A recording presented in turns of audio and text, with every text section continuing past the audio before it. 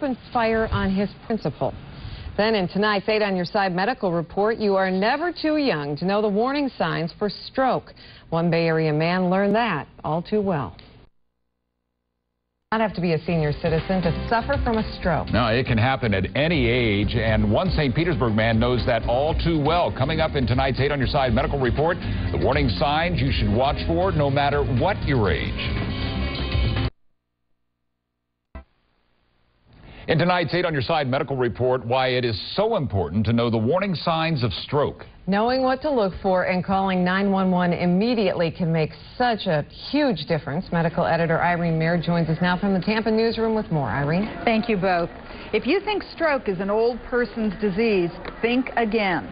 Although stroke risk increases with age, stroke can happen to anyone at any age. The key is knowing the warning signs so you can call immediately to 911.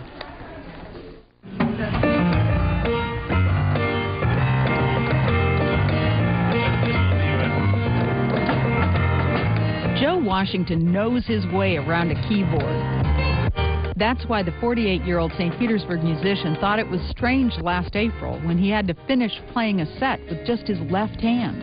And at the end of that song, I told the director, there's something wrong. You know, we need to call paramedics. At the hospital, Joe found out he'd had a mini stroke, a TIA. I got the warning signs, but I ignored them thinking, oh, this will get better. A TIA is a warning, basically, that you may have a stroke anytime in the near future.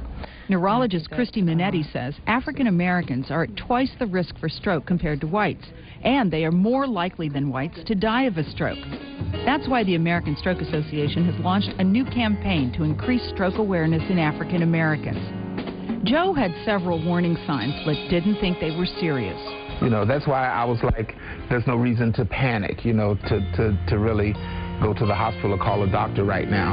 I'll wait and see what happens. Dumb move.